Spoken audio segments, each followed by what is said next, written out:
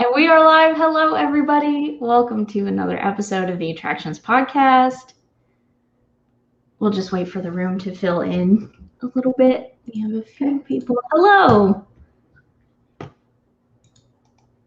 Hi there. Hello. Hi, Angel. Halloween stuff 2021. I'm also excited. We're so excited for Halloween. Do you all do? Times of the year. It is one of my favorite times of the year. Do you do I'm still horror getting the nights hang of it. or What's that? do you do horror nights at all? Like go through the haunted houses and things? Yeah, well, we did it last year. Yeah. Simon I is love really good at Yeah. it, and I just like hold on to the back of his shirt and try to survive each house. I just think it's one of the most creative things that any of the parks do. I mean, it's so brilliantly vivid and effective, and you can't help but admire it. It's so scary. I'm a big weenie, so I'm right there with you.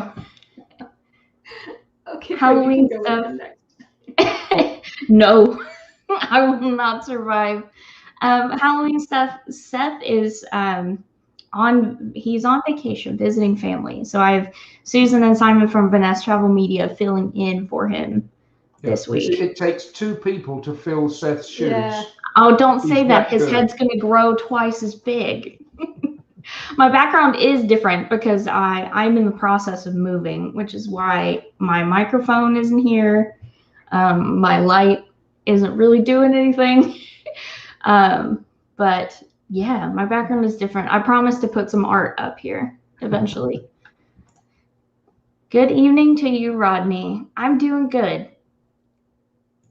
Nathan, what is up? Just hanging out. Moving again? I haven't moved in like 3 years. This is the first time in a while, and hopefully the last time for another good while. Hi, Blossom. Good to see you. Let's see. It's kind of quiet. 22. If we don't have a couple more people in, file in, I'm going to go ahead and say we get started. Well, we've only just got some of our Disney stuff up on the walls, having moved in July, so we can definitely identify with the strains and the stresses of having to move all your stuff and try and repurpose it and rearrange it.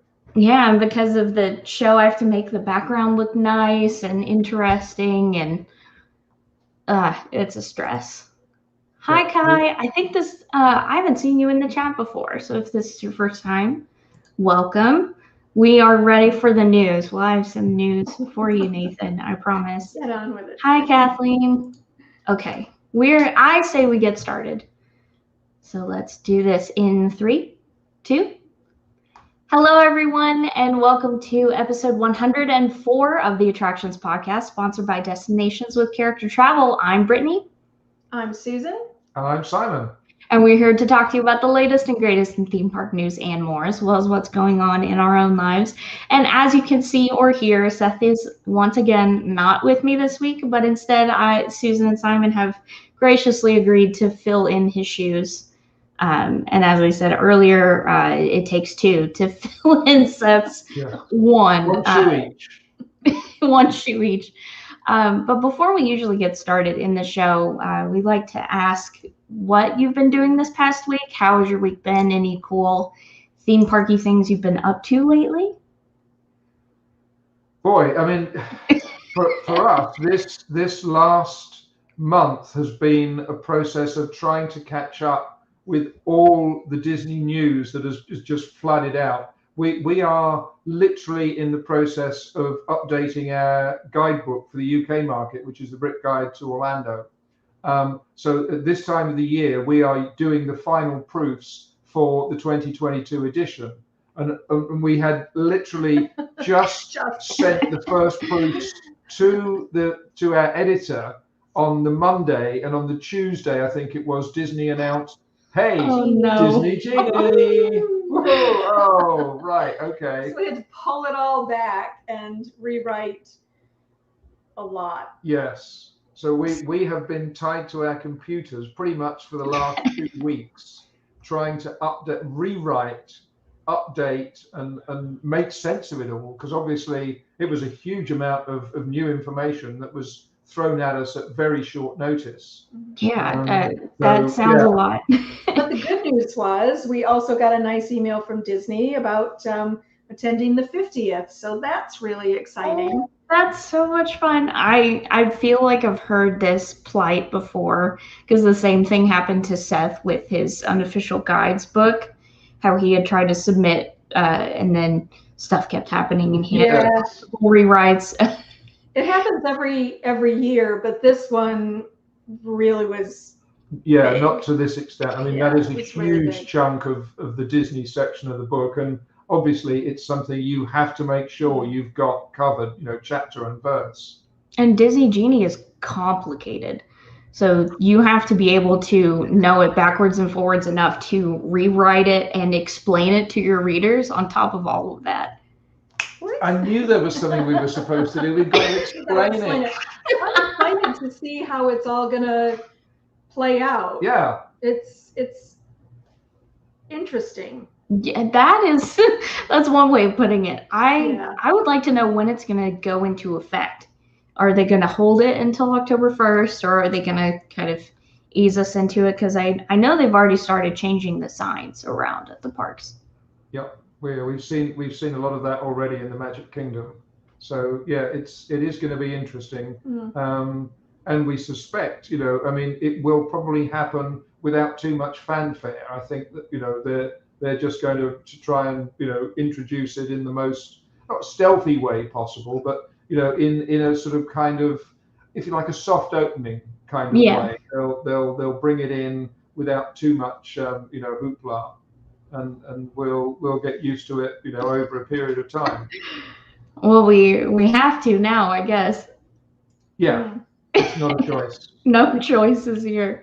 Well, that's exciting. I can't wait to see everyone's coverage from the 50th. I will be here, but my boyfriend Josh he's working on a documentary that I can't talk about, but it has to do with theme parks. So he'll be down there during the 50th. Oh, right. Yeah, so he'll get to go, and I'll be. But that's so exciting, and no one needs to hear about my week because it's just been moving boxes and it's boring. But without any further ado, let's get into the news. There's a lot to talk about.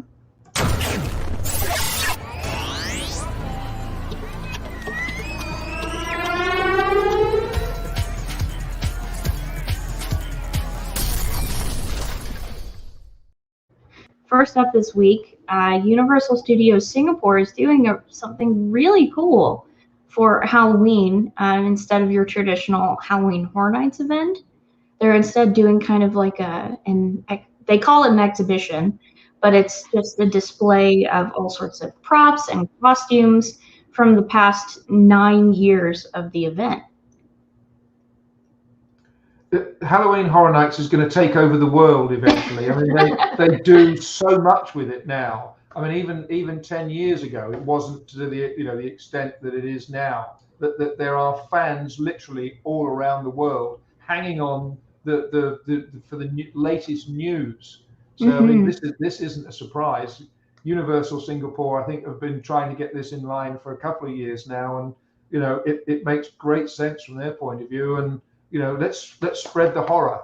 I think it's also kind of nice in that people who are maybe a little bit reluctant to go through the full terror of the, you can kind of take some time to look at the detail and really enjoy sort of the gruesome and gory, but without the creative element. The creative element without quite so much intensity.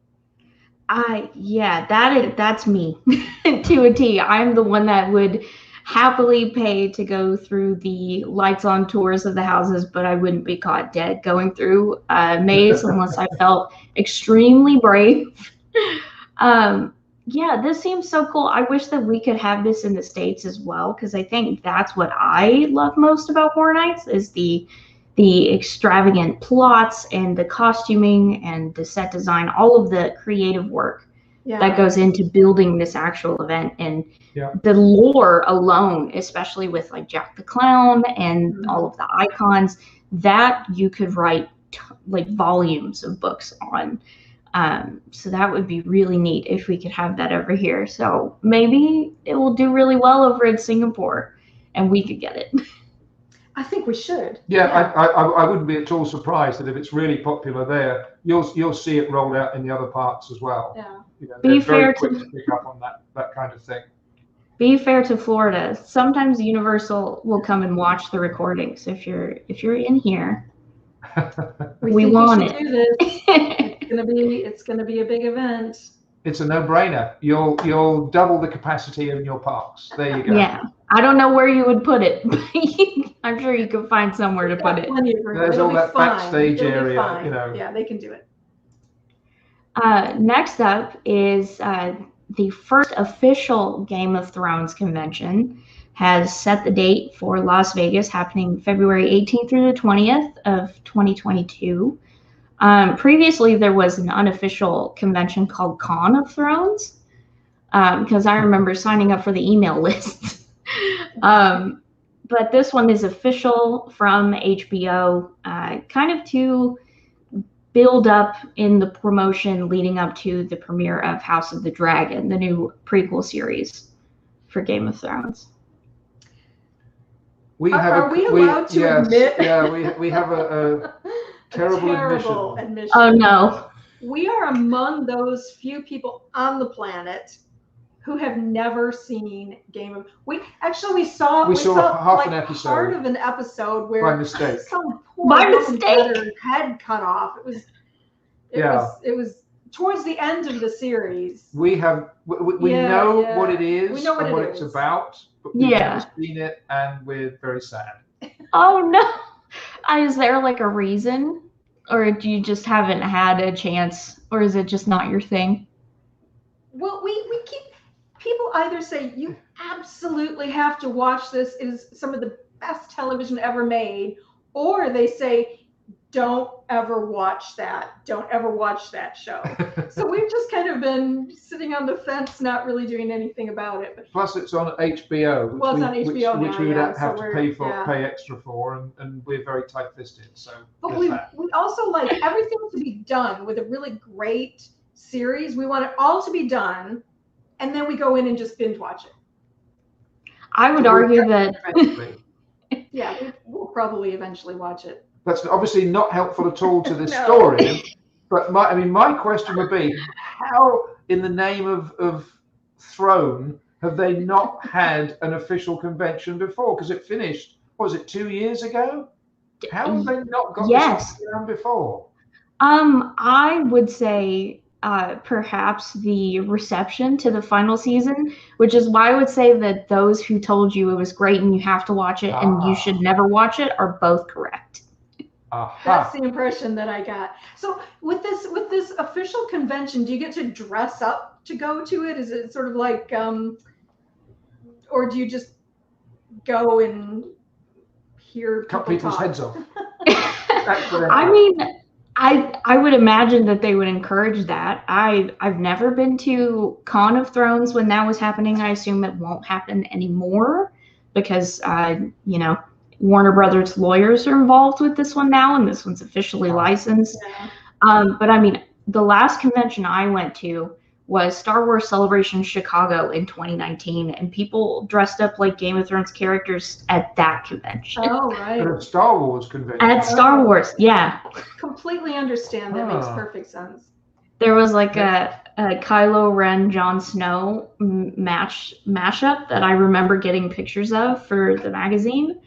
But this one seems specifically less about the series that has finished and aired and more so about leading up to House of the Dragon, which is a prequel series. I know you guys haven't watched the show, but Daenerys Targaryen, Queen of Dragons, Mother of Dragons, this is her family, and the prequel series is all about her like ancestral family. Okay, so it's prior to the whole Game of Thrones. Right. It's what happened before? Yeah, about 300 years prior. Okay. And really fun. As long as it doesn't take 300 years to watch. No. well, that and the source material is already out, so they don't have to surpass George R. Martin and write his ending for him. Okay. All right. Well, we'll promise to catch up next time. How about that? Oh, I'll take it. I'll take it. This one, Quinn Roseboom, one of our contributors on the site and reporter, let us know about this one. The Disney's Hotel New York, The Art of Marvel at Disneyland Paris, is Marvel themed, but also simultaneously Art House New York themed. And they have chill hop jazz music, kind of remixes of the traditional, like, iconic Marvel themes and scores. And they finally put it out for all of us not in Paris to listen to. Nice. It's a terrific idea. I mean, it's such a lovely hotel. Even before the Marvel makeover, what they created with that hotel, it's one we know quite well from having written the guidebooks of Disneyland Paris. We've stayed there several times. We love the hotel. I mean, it's got a beautiful sort of period New York vibe anyway. So to try and recreate that in the music is a super idea. And I think, first of all, it will appeal to fans of the hotel and of Disneyland Paris. And if you haven't been there, it will give you a hint of what it's like. So it's definitely something you want to tune into. Yeah, I gave it a listen when it launched on Friday, and it made me think a lot of the music that plays at Disney Springs, kind of that like bossa nova Disney music kind of style. It was very similar to that, except maybe more electronic instead of like easy listening. Nice. But the iconic, especially with the Avengers theme, which you can't escape anywhere these days, it still feels very true to all of those different motifs of the music, but not so abrasive and in your face that you're being bombarded with Marvel score left and right. More sort of a background. Yeah, and that seemed to be the goal of what the team was trying to work on with this album. If you want to listen to it yourself, it's on Apple Music, Google Play, YouTube Music, all of that jazz. But it's really great. It's got songs from Spider-Man, Far From Home, the Avengers score is on there. I believe there's some Black Panther. There's definitely Ant-Man, which has one of my favorite themes of all the Marvel movies. The Ant-Man theme is great. And you can kind of have a piece of Hotel New York, Art of Marvel, if you're not in Disneyland Paris. And all Disney fans should definitely make a pilgrimage to Disneyland Paris, if only to spend some time in the Hotel New York, have dinner in the main restaurant.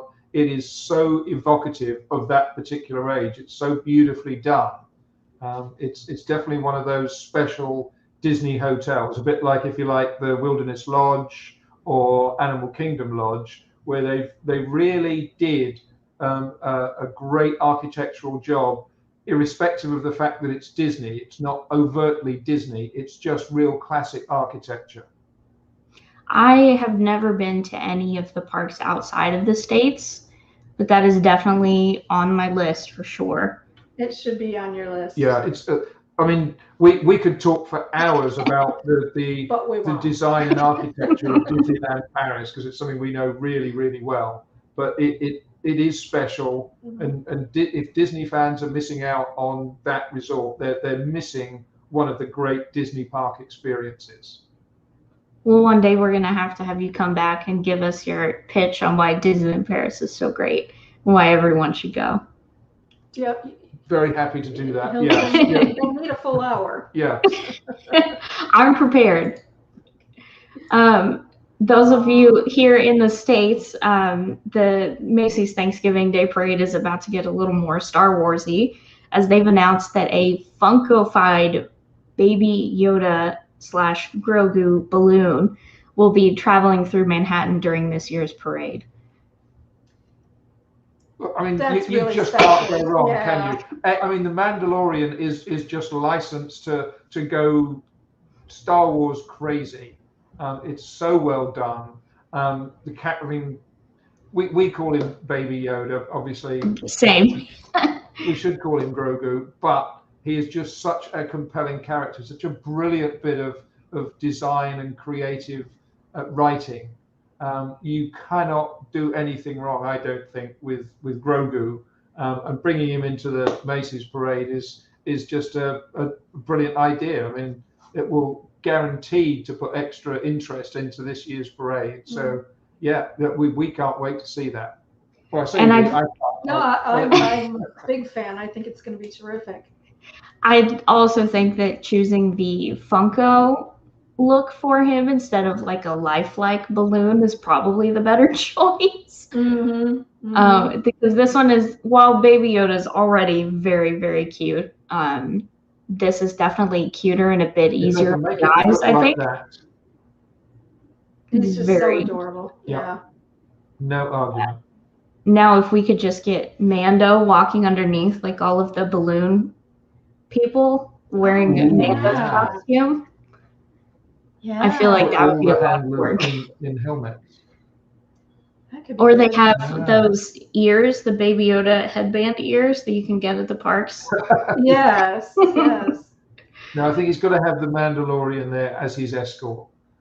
Come on. That's essential. He'll be on the float in front of it. Yeah.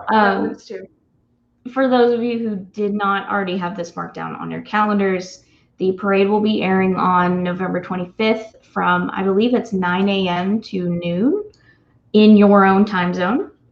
And then Funko and Macys will be teaming up to sell merchandise related to this balloon. So picture probably a figure or something.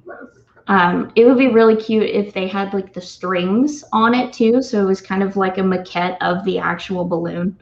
Oh, yeah. That you'll be able to buy closer to the event and online on Funko.com. And this thing is going to be huge. It's going to be 41 feet high, 29 feet long, and 37 feet wide. So ginormous in comparison to the real thing. But I love watching the Macys parade, though in more recent years, I feel like I sleep later and miss part of it. I try to watch it every year, so I'm very excited. Yeah, that's one of my favorites too. I really enjoy seeing it. So And this then will be a terrific addition. I can't wait.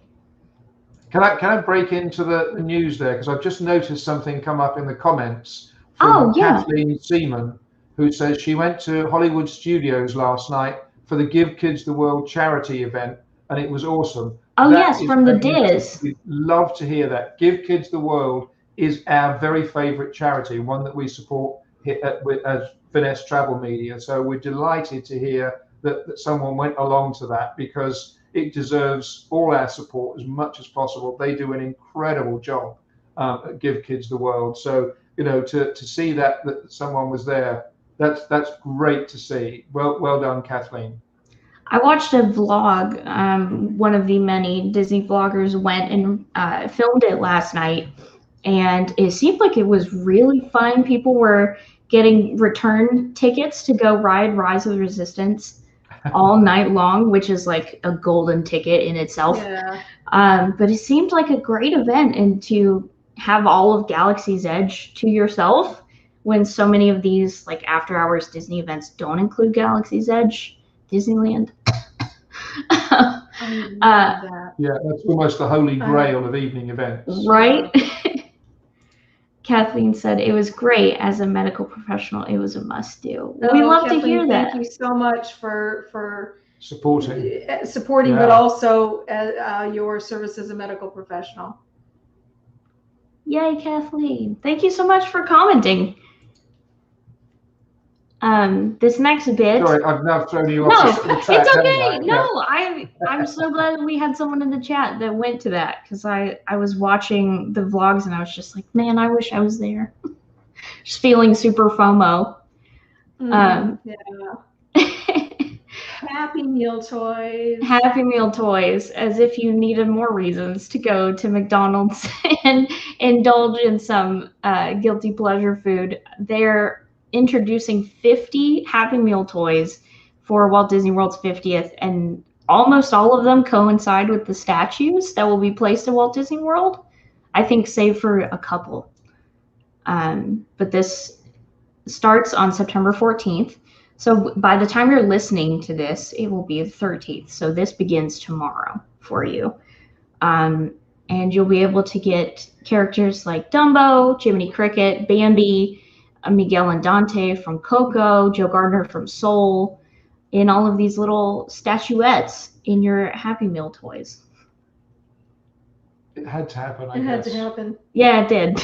And those are the kinds of things that you save long after your kids, stop playing with them. We've got a box full of Happy Meal toys, especially the new ones, out in our garage right now. We can't admit to things like that.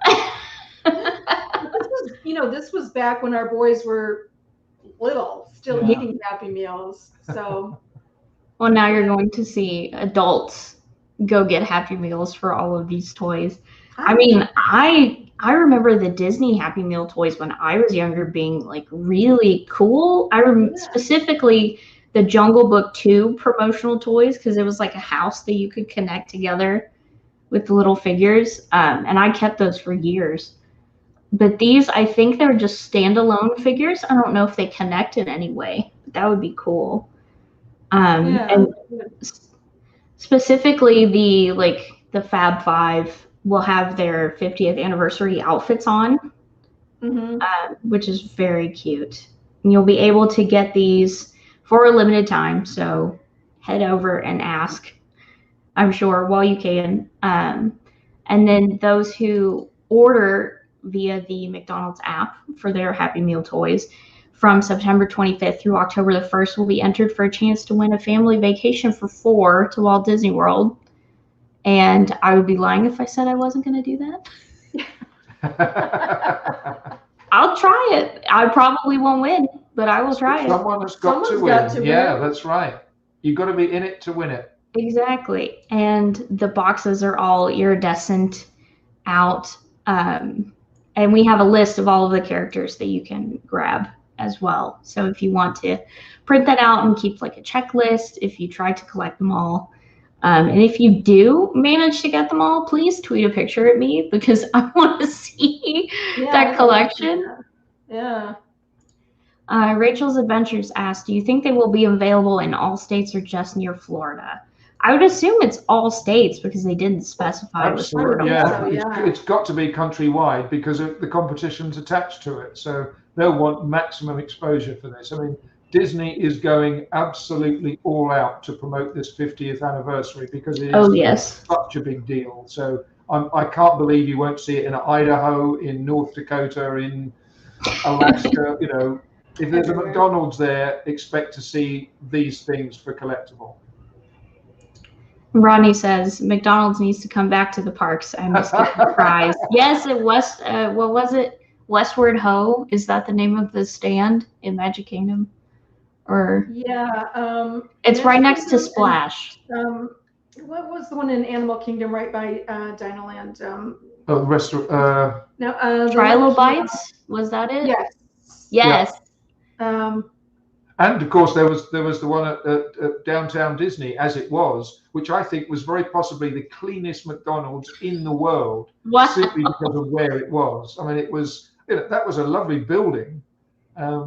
So yeah, I mean, I think you're right. I mean, there was a lot of more McDonald's than we have now. Could you imagine going through Magic Kingdom on like a full 7-8 hour park day and then running over to get a thing of McDonald's fries to fuel up? I miss that era. That was simultaneously before and after my time when I was a kid. Oh, okay. Yeah, I grew up in Virginia, so I would go on like family trips when I was really young, and I didn't actually go as an adult and remember going until way later after college. Oh, right. Yeah, I had a gap like that too. I went in 71 when Magic Kingdom first opened. Oh, wow. And then I didn't go again until it might have been 1990. Oh my gosh. Yeah. Was it 90? It was around there. Yep. And then I just, went every year, sometimes twice a year since then. And then, of course, got into writing about it. And here we are. And here we are. here we are. I mean, it all works out like that, doesn't it? Yep. It gets under your skin like nothing else. That is a fact. That is a fact. For those of you listening who are Run Disney runners, they've released a look at what the medals are going to be like for this year's Walt Disney World Marathon weekend, or for 2022, and it's all iridescent themed. So I hope you like that color scheme. They are so cool. They are really We're cool. not runners, but these medals could If get we us up. If we were going to be runners, we would do it yes. for those medals. But in a serious note, I mean, we were at a Disney event. Was it the Something Summer event a few years ago, where they brought in all the showcase, the medals from that year's event. In fact, all the Run Disney events for that year's, and the medals are absolute works of art. I mean, they really are superb. So they're a fantastic keepsake if you're even vaguely interested in running, and they genuinely are the kind of thing that would get you out there once you've seen one. And there are substantial pieces of hardware. Yeah, exactly. They are really clever, and that's one reason why you would want to do a Disney run. Maybe even the 5. We could take on the 5K with. You could do the virtual one. Well, that's a 10K, isn't it? Yes. Yeah, those are super cool. Have you ever done one of the Run Disney? I don't run. Yeah. So no. That's why we don't have any medals either. So I have 0 medals. I thought about it, at least the virtual ones before. I'm like, yeah, maybe I could do it. The medals are cool. But then just running sounds awful. I don't want to do that. The idea is terrific, but the reality is just miserable. Yeah.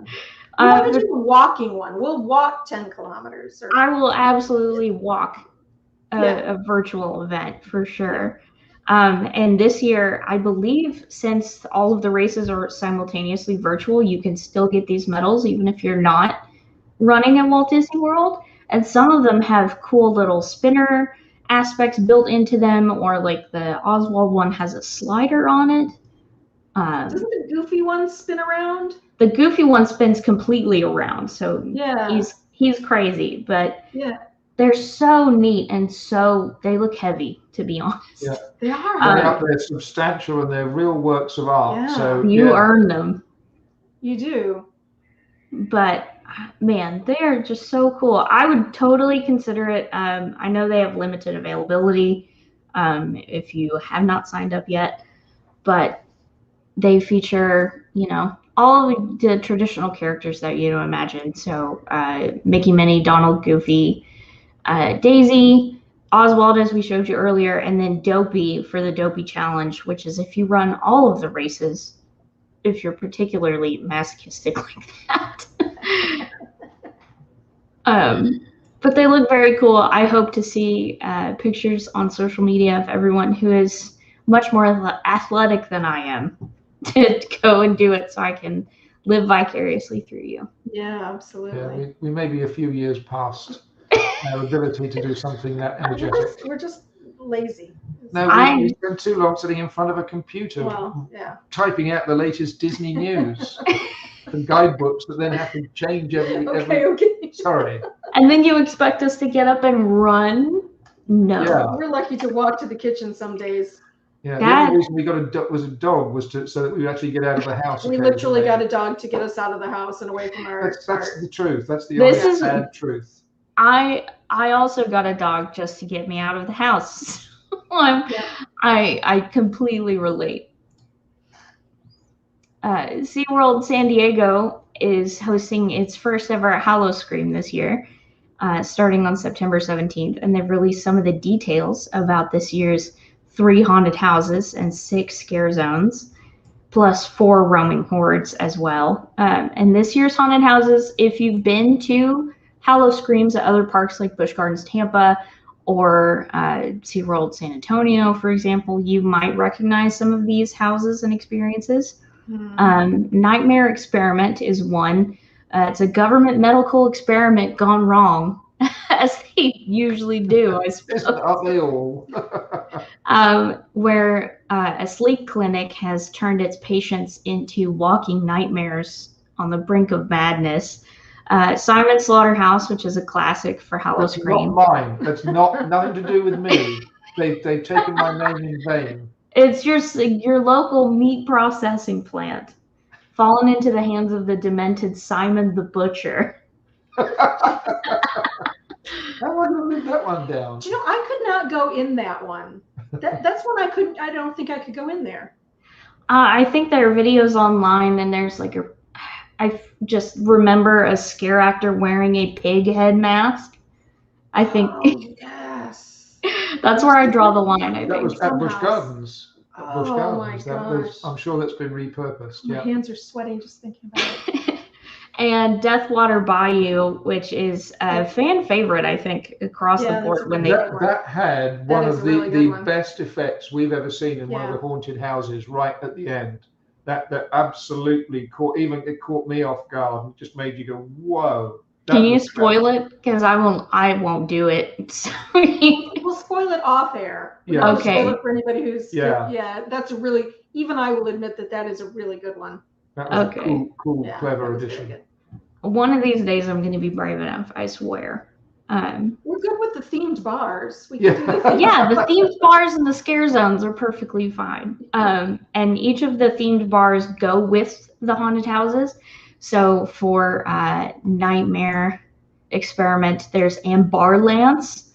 Hopefully you won't need to call an ambulance after visiting this one.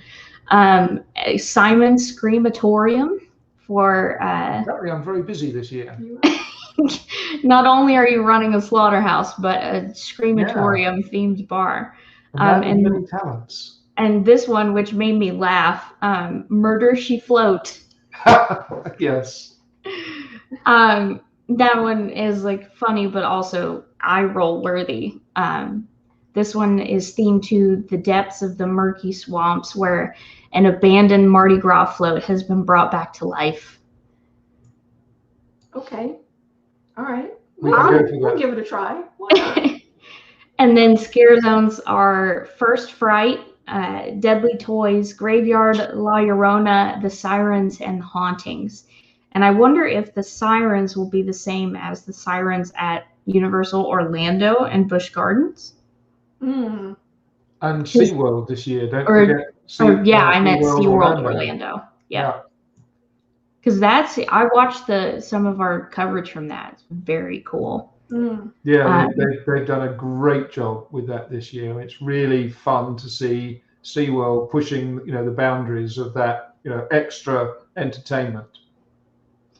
And then Vampire Circus is your average Halloween kind of acrobatic stunt entertainment circus show. And then additional things that you'll be able to enjoy are roaming hordes of zombies and creatures and monsters, nighttime rides on Electric Eel, Manta, and Journey to Atlantis, and then the Underground, which is a steampunk-themed dance club. Oh, right. Okay. Mm-hmm. It's good. I have to say, it's good to see the vampires getting their own show in that respect. We don't see enough vampires these days. It's all about the zombies and the other creatures and the chainsaw guys, and the poor old vampires have had a terrible go of it in recent years. They're getting forced out, and I think it's about time they got their own show together, and it's very good to see. Can we just talk about the chainsaw guys for a minute? Yeah. Your favorite thing. Is that the scariest thing at any Halloween event ever? I would say I'm not scared of the chainsaw guys. I'm more scared of getting my ankles clipped. Yeah, that's why I'm scared of them. Every single time. And you know. But that gets me every single time, even though I know it's coming. The chainsaw guys, they need the best thing is when you're there filming an event, you're there to cover it, and you've got to stand there with the camera as they run at you, and you can't run away. So there's definitely something to that. they have an extra scare factor. I'll grant you. Yeah, they do. They do. Well, you'll definitely, there's a vampire themed haunted house. I can't remember if it's at SeaWorld or Busch Gardens, but it's called The Forgotten. It's a little weird, but it's like underground, like vampire culty sort of secret society things. Oh, right. Yeah, Well, we need more vampires. There we go. I'm pleased to see them making a comeback. That's what I'll call the episode. We need more vampires. Adventure Island over at Busch Gardens Tampa, that's their water park, have announced that they are now operating year-round. And they've also opened a new Tiki Bar, which I love Tiki Bars. So I'm very excited to see a new one in the Orlando area. This one opened on... You've got us at bar, pretty much. Well, and the other thing we like about this is that with so many things kind of, pulling their reins in a bit, it's nice to see one of the parks doing something more expansive. And it just feels like a nice little glimmer of hope. Yeah, a step back towards normality. They're expanding their offerings. I mean, it's a super water park. If you haven't been, you've definitely missed out on a great fun experience. And the fact that they are now, pushing the boat out a bit more is very encouraging to see. Yeah, I think in the times that we're in, seeing a park go from seasonal to year-round is certainly not something that we expected. Absolutely. So it's terrific. Good little marker. Yes, definitely put some hope on the horizon. And you can't go wrong with the Tiki Bar. I mean, exactly. And this one, you can enjoy all sorts of tiki drinks as you look over the park's sandy beaches. And some of the drinks they have on the menu include the Beach Bum Mojito, which is Surf and Strawberry Margarita, the Mahalo Mule. I love mules, so I'll try anything. Okay, it's a date. We'll go and we'll sit on the beach, our feet in the sand, drinking tiki drinks from Hang 10. They also have surf-themed rum and beer flights. Now, rum flight sounds absolutely dangerous. Ooh, now, can I tell my rum flight story? I don't know. Do we have enough time for you? No, you can't. No, another time. Another time. Rum, I'm going to have to ask about that now. And then if you are not an alcohol drinker, you're not left out because they will also have juice-based drinks served in souvenir tiki cups like the ones you can see here, which are really cool. I mean, tiki cups can either be really cool and interesting or really boring and kind of Party City-y. These I feel like are cool. We have someone who collects tiki mugs, don't we? We do. I think we've stopped, but is that why you've moved? So you've got more space for tiki mugs? I think we have less space now, but there are so many tiki mugs that were taking over our life. If you're a fan of Harry Potter over at Universal Orlando, Dark Arts at Hogwarts Castle is returning to Universal's Islands of Adventure starting September 18th. Now, if you didn't know about this before, this is a nighttime show themed to all of the spooky, scary things in the Harry Potter universe. Death Eaters, Voldemort, scary monsters, all of that stuff that you love. Spiders. Or hate. Spiders. I hate the spiders. I will be honest and say that if I ever go on Forbidden Journey, I always close my eyes from the spider part until the spider part is over. You're I not understand alone. that. Yeah. It's horrifying to me. But you can head over and it happens multiple times a night because it's a very, not short, but not long show. And you can stand in front of the castle, see it light up. The projections are amazing if you've never seen it before. Universal had in the press release that Death Eaters would be lurking among guests. I've never actually experienced that while watching this show before. Yes. Yeah, when they did the media event, is that what you're going to say? Yeah, it's convincing. Really? Yeah, it's good. But they appear out of nowhere. I don't know how I feel about that. Could you imagine a Harry Potter themed like scare zone kind of experience with? That could actually be really good. You know, you've got a lot of really Yeah, good you should be ideas. selling Universal on all these ideas. There's money to be made in these things. Well, they haven't taken any of my ideas yet. I'm just Don't shouting them stop. out into the ether. But you'll be able to catch this nightly. Showtime's happening from dusk until park close this fall, and it kicks off September 18th, leading up to probably Christmas time at Hogwarts Castle. I'm sure that's not what it's called, but Kathleen supports me. She said that my Harry Potter scare zone idea would be totally awesome.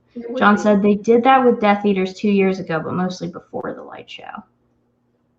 I guess I missed that. I mean, I've seen the show a couple of times now, but I never saw the Death Eaters out and about when that was happening. Someone get video. Yeah, they're good. Can't wait to see it. But also, I'm very happy to see more nighttime entertainment come back to the parks. Yes. Very true. Yeah, more than anything. Yeah, that's another step forward. We like to see these things returning to the parks, and that is just a brilliantly creative show. Mm-hmm. All of the Hogwarts projection shows are just incredible. Over at Epcot, the Creation Shop, which is a reimagined take on the big box stores, think like Emporium at Magic Kingdom and the former Mouse Gear at Epcot, and the reimagined Club Cool, which we all thought was dead and buried forever for the longest time, will be reopening on September 15th at Epcot. Excellent. We like the merchandise. I'm just looking at the picture there. Yeah, they look like they've done an amazing job with this store. Yeah. And I saw another image of it online today. I don't know if you follow the Twitter account Bio Reconstruct. Oh, yes. They are always posting great, I mean, usually aerial pictures, but this one was a picture over the boarding that effectively still surrounds Creations at the moment. But it gives you a really good look at the whole facade, the exterior facade of the store, and it looks like it's going to be really special. This one, I want those mouse ears right there. Yes. And this is just one half of a launch collection that they're doing. This is the light portion of a product collection called Epcot Light and Color. So I can only imagine that the other side of this will be like Epcot when it's lit up with all of the lights. I think Bio Reconstruct also posted those pictures of them testing the points of light on Spaceship Earth. So you'll have like beautiful, colorful everything with the Epcot grid pattern on it. But the ears are very cute. They're very cute. I know you've got your eye on those already. Yeah. Cool. As if I needed more ears. There's no such thing as too many ears. Exactly. And then, of course, Club Cool, we've seen progress on that shop, specifically with Imagineer. Gosh, his name just left me. He's everywhere. Zach Ridley. Yes, Zach Ridley was posting about the floor and how it used Coke bottle glass in the floor. I'm just glad that people will get tortured with Beverly still, that isn't like a passing thing. That's a rite of passage, isn't it? That's my favorite thing to do when I lived in Orlando and people would come visit. I'd be like, oh, you have to come see Club Cool. It's so great. And then I would subject them to Beverly because I'm a great person to visit. We will admit to having done that a couple of times too. You have to. You have to. Is there anybody out there watching at the moment though that doesn't know what the Beverly is? Oh my gosh! If there is, please speak up. Rodney knows. Rodney knows what we're doing here. Yeah, and Kathleen, I think. Yeah. Yes. The Beverly is a rite of passage, a very unfortunate rite of passage. But can we ask people what country it comes from? Let's see if they really know their Club Cool stuff. I don't even know that. So. Anybody else out there? Do they know? I don't know. Oh, well, of course it would. Anyway. How will Club Cool work with COVID-19? That's a great question. Yes. When the Disney Parks blog posted about this originally, they said that more details will be coming on the color section of the Epcot Color Collection, as well as Club Cool. But by the time that this episode posts on the 13th, if they haven't said anything by then, I assume you'll find out when it opens on the 15th. They certainly haven't released those details yet that I've seen. Yeah, so it's kind of really close. Very good question.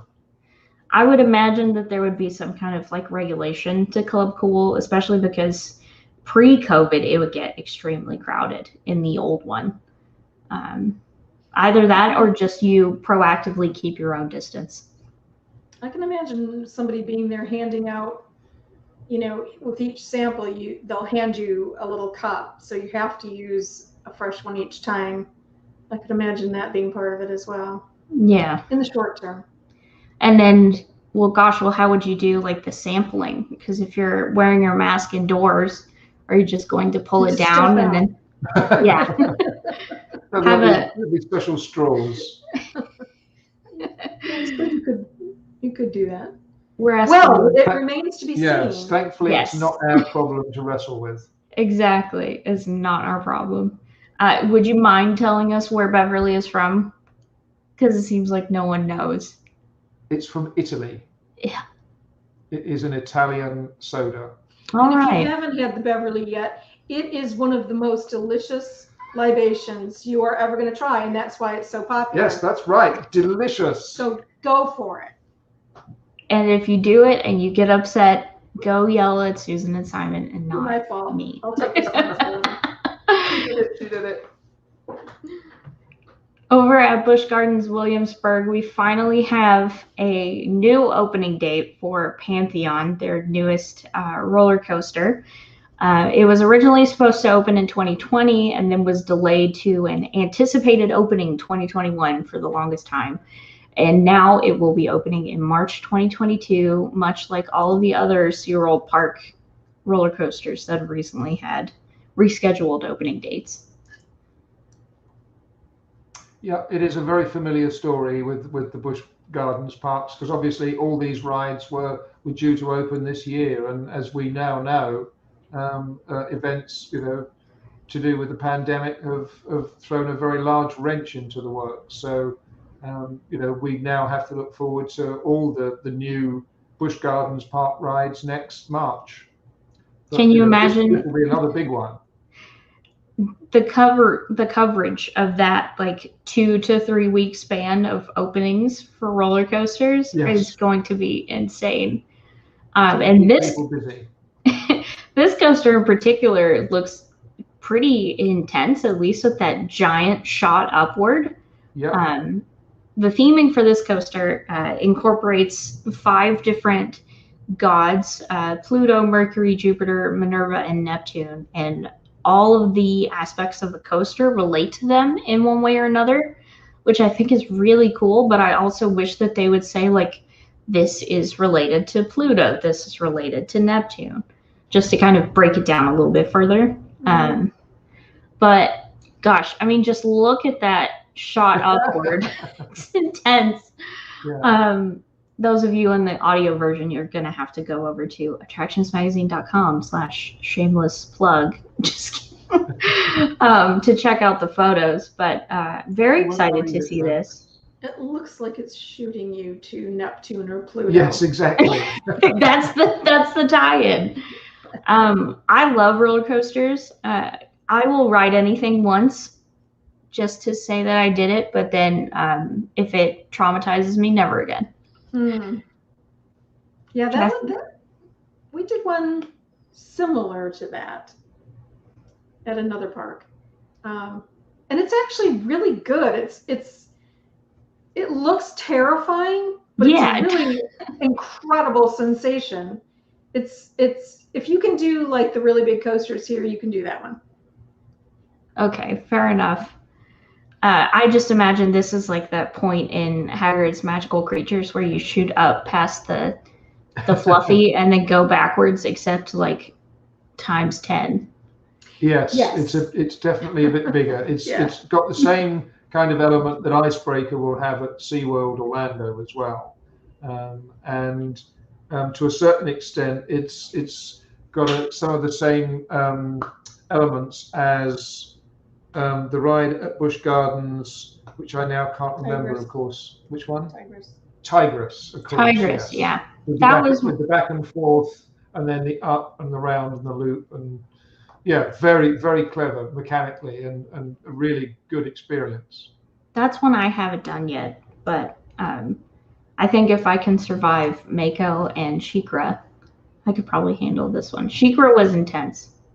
Say that's on like the higher end for me. That's a great ride. And then in our last bit of news in the queue before we get to the main attraction, Disneyland Paris is gearing up to celebrate 30 years starting on March 6, 2022. So we're jumping from one anniversary celebration right into another one. Very exciting. Yeah, love that idea. I was at the 10th anniversary of Disneyland Paris in 2002 when they opened the Walt Disney Studios park for the first time, and that was a really major event because they rolled out all the really heavy-hitting Disney honchos of the time. We got to interview the likes of Michael Eisner. Oh my gosh. Roy Disney Jr. was there. I mean, it was the absolute A-list of Disney company people to support the event, and I would imagine that this will be similar because they've invested an awful lot of money in Disneyland Paris in the last few years. This is going to be big. I mean, even with that the castle revamp that they're working on, I think it's still scrimmed, at least from the most recent photos that I've seen. I can't wait to see that when it's finished. I also have to say I really love their 30th anniversary logo. Yes. It's good. It's so smart. It's very, very cute. But the 30th anniversary kicks off on March 6th. Details are kind of sparse still, but very excited. I would imagine that we'll have at least one major opening. I'm hoping for some kind of update in regards to the Walt Disney Studios Park sort of updates with Marvel and Star Wars, if that's still happening. I think the Marvel thing is definitely happening. That's the big franchise at the moment that they're trying to get in all the Disney parks worldwide. So that, I think, is pretty much a given at this stage. I know they had to dial back some of the new content that they were hoping to put in there, but there's a lot still they're planning to do with it. So it's definitely a case of watch this space. And especially that Iron Man coaster, replacing Rock and Roller Coaster 2. Yep, that's right. And then I would imagine you would get a new castle show, new fireworks, and lots to look forward to. Another parade. More parades, just in general. Can we have more parades, please? I mean, haven't you loved? I mean, of all the things that we've lamented in the parks in the last 18 months, one of the things that we do love is all the mini parades and the unannounced cavalcades and things like that have been in places like Epcot and the Magic Kingdom. That has been a genuinely refreshing and fun and exciting new element. We really like that. We hope some of that stays. You still want to meet the characters face to face, but we hope that some of that little pop-up stays. It's really good. I have to agree, especially like the Winnie the Pooh looking for butterflies in Epcot is so sweet and refreshing just to kind of see them in their element, living and breathing in these parks. Another favorite is when Goofy was fishing for his swimming trunks at California Adventure. Didn't see that. I think it was at a party or something, but he and Max were out on like one of the back balconies of California Adventure, and Max had a rubber chicken on his fishing line. was very cute. But I was also super surprised to see Disney California Adventures Oogie Boogie Bash bringing back a full parade, not just cavalcades. They renamed it to Frightfully Fun, but it's Mickey's Halloween Parade to a T. So keeping my fingers crossed that we kind of see that transition happen at all of the other parks as well. And looking forward to see how Disneyland Paris celebrates the Big 3-0. But before we get to our main attraction, I'd like to have a quick word from our sponsor to share with you all. Here at Destinations with Character Travel, we offer the best experience with your travels. Need to visit the thrilling Disneyland Resort, Walt Disney World? Maybe lounge about on a Disney cruise or any other major cruise line? No problem. So if you're looking for a stress and hassle-free vacation, visit us at www.destinationswithcharacter.com. Contact us today and let us plan a magical vacation for you and your family. It's time for the main attraction! And this week's main attraction is something I'm really excited about, for one reason in particular. Disneyland's Christmas parties, called Disney Merriest Nites, were just announced this past week, and there's only 5 party days. So it's going to be a bit of a hot commodity to get in, but it sounds like a lot of fun. Yeah. It's going to be definitely the hot ticket for that resort this year. I mean, they've obviously cut back on what they usually do. So, yeah, watch this. If we would, I think we all just want that feeling of something close to normal again. Yep. Something, to celebrate after hours, to feel like you're in that space that's a little bit different and extra special. I think everybody really. And for that. And I feel like they're really Disney is trying to kind of feel out what these after hours, limited capacity, not quite Christmas party events are like, and what they should offer for the money. And this one, I think, in comparison to what they've announced for Walt Disney World, is like miles different as far as character appearances. Particularly on Main Street USA, with Mickey and Minnie in Victorian garb, but also the Muppets. Like Muppets Christmas Carol, the Muppets. Yeah. My favorite Christmas movie of all time. Yes, yeah. We watch it every year for Christmas. It's absolutely essential viewing. And so for those of you who have not had a chance to read up on this yet, the premise for Disney Merriest Nites at Disneyland is that Mickey Mouse is having a major Christmas party across all of Disneyland Park, with tiny land-themed Christmas parties in each of the lands except for Galaxy's Edge. And they're all hosted by different characters that kind of fit in those worlds. And for Main Street USA, Mickey is hosting that area alongside Kermit, Miss Piggy. They mentioned some chickens, so I assume Camilla and Gonzo will be there. And it just feels like they're going to call back to Muppets Christmas Carol, and I love that. Yeah. And then all in on that one. I want to go so bad, and I know I'm not going to get tickets because they're going to disappear in seconds. And then over in New Orleans Square, Princess Tiana will be hosting over there. Frontierland will have Miguel from Coco. Adventureland will be Lilo and Stitch. Elsa will be in Fantasyland, and Buzz Lightyear will be in Tomorrowland. Excellent. But it's a clever idea. Yeah. And if you can't go, it will all be on Attractions Magazine at some point. Yes, at some point in the future. For all of you upset that you will not get to see Kermit in his Christmas outfits, dressed as, Ratchet. Yes, Cratchit. But I'm very excited. They haven't said anything about like parades or nighttime entertainment per se. Or wait, they did. Sorry. Disney's Christmas Fantasy Parade, which is one of my favorite Christmas parades out of all of the parks.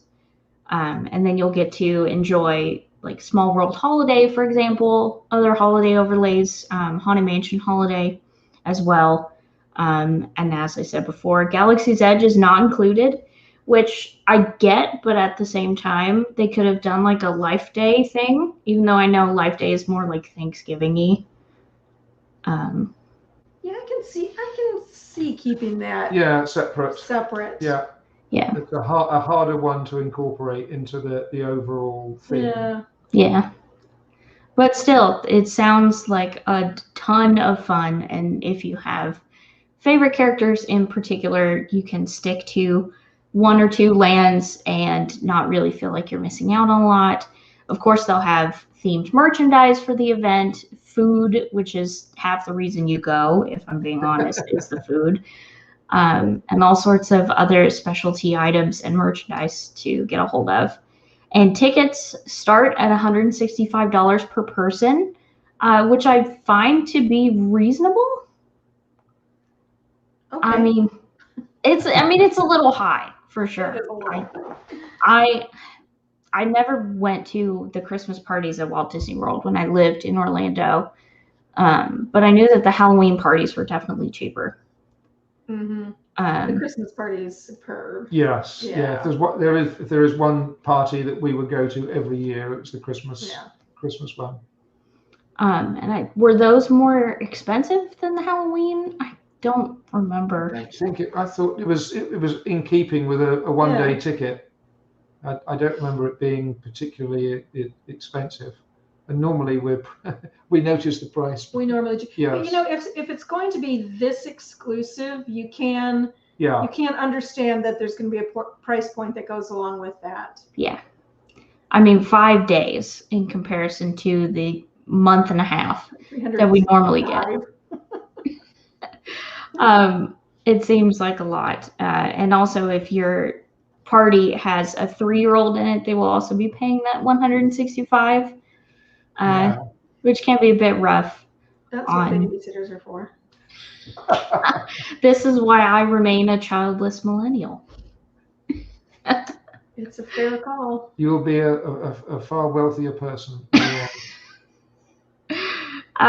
But I'm very excited to see more details released about this, and what other kind of perks we can expect. Like traditionally, after hours parties have like free popcorn and small ice creams, like the Mickey ice cream sandwiches and bars, sodas in the bottles. So I wonder if that will be consistent across the board here. Maybe that's why the price is where it is, and what the price increase will look like as you get to the later dates of those parties. Because at least with the Halloween after hours at Walt Disney World, the price was significant in its increase those last few days. Yeah. I'm sure, seeing as we're standing in for Seth, we probably ought to make some really meaningful comment on that, but I can't quite imagine what his take on that would be. So, but I suspect it would definitely be along the lines of ouch. I'll ask him next time he's back. I'll be like, what would you say to this in your own words? One word. One word. Yes, in one word, please. Tell us your thoughts. This is also the first after hours holiday party for the park. Usually Disneyland would have the holiday festivities during the day. And then their Halloween offerings were also during the day, if I remember correctly, before Oogie Boogie transitioned over to DCA. Mm-hmm. Well, I'm excited to see what they do with this. Anything with more Muppets in it, I'm all for. Honestly, I saw that when the release and I screamed. So I'm very excited. Yeah. How many times do you watch Muppet Christmas Carol at the holidays?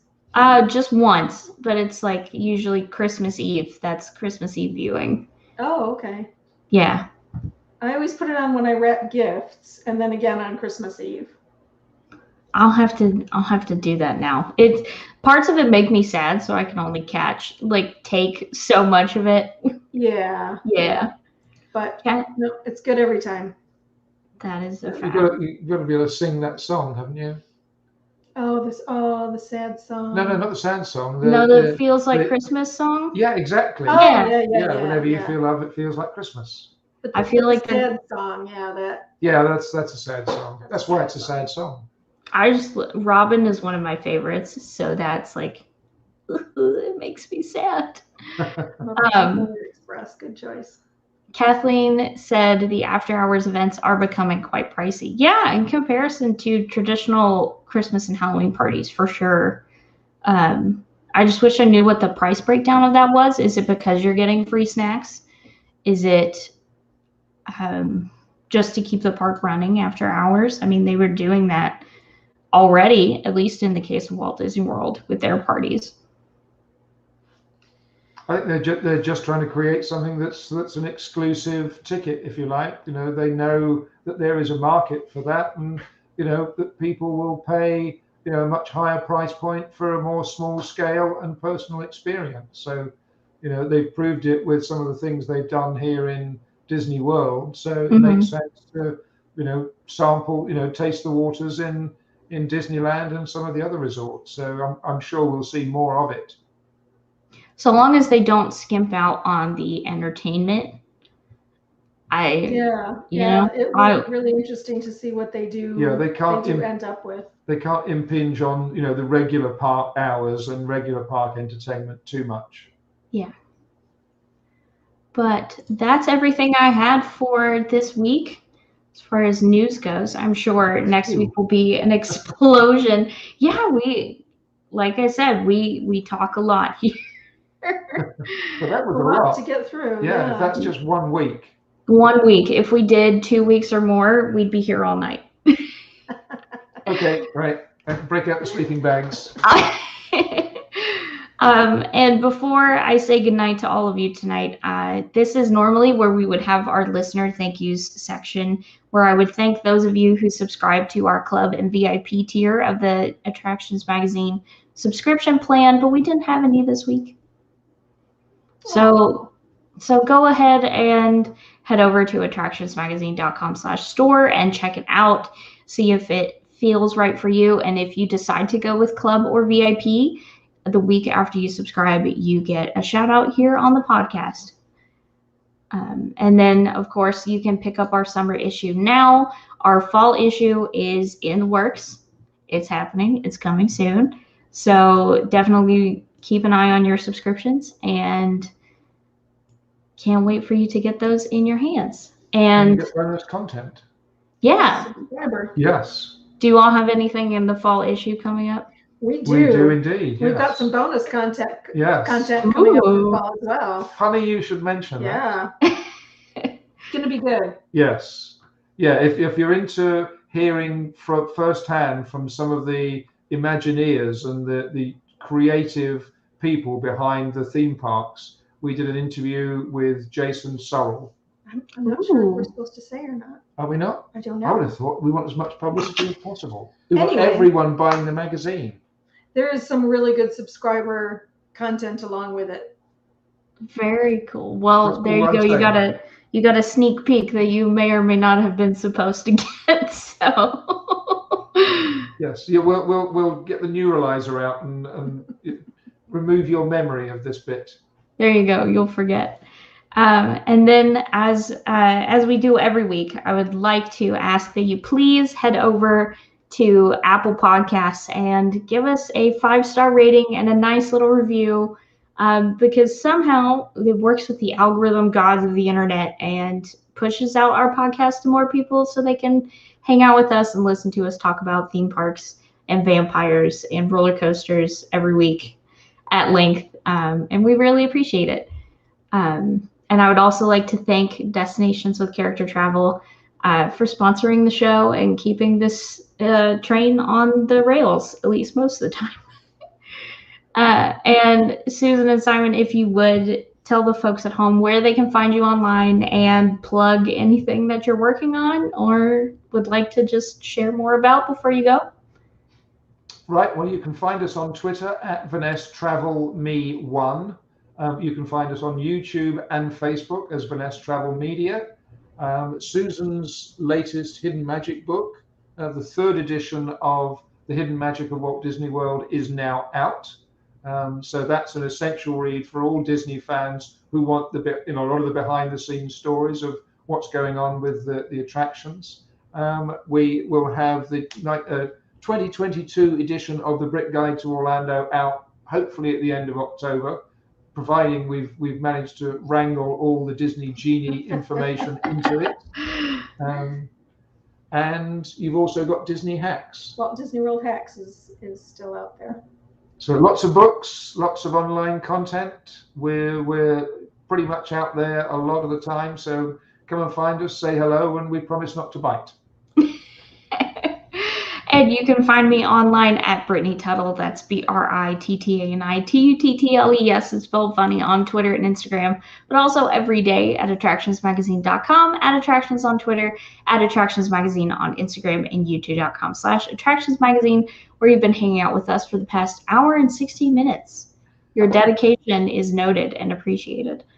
And until next time, I hope you guys stay safe, try something new, but most importantly, have fun. And we'll see you next week. Bye. Bye. Good night.